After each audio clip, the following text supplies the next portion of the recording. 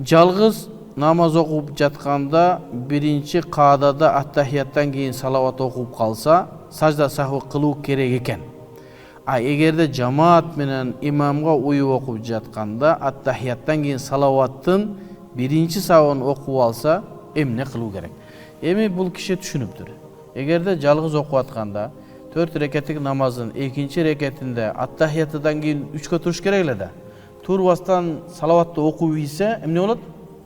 Сажда сафкы кылуу милдеттүү болот. Сажда сафкы эмне? Адашуу саждасы.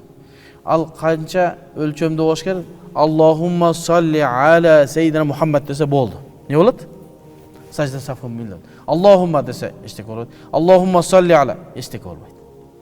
Качан гана маани толук Аллахумма салли аля Мухаммад же Аллахумма салли аля сейдина Мухаммад десе эмне болот? Сажда сафкы кылуу милдеттүү. Эми бул кишинин суроосу жамаат менен окуп атканда да аттахиятын окуйбуз да биз. Аттахия салаваттарды зикр сами Аллаху лиман хамида десе Раббана ва лакал хамд дейбиз. Субхана раббиял азим деп шол айтабыз. Субхана раббиял аала биз айттырабыз. Бир гана Кур'ан, Фатиха окубайбыз. Калганын имамга тапшырабыз. Эми ушул эмне кылат дейт. Ошон үчүн иза сахал имаму сажада ва сажада маъмум дейт.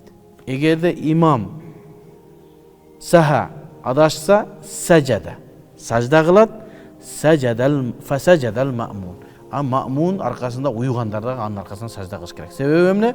Себеби имамдын ката кеткен болсо аркадагылар да ошо менен кошо эмне кылыш керек? Сажда кылышы керек болот.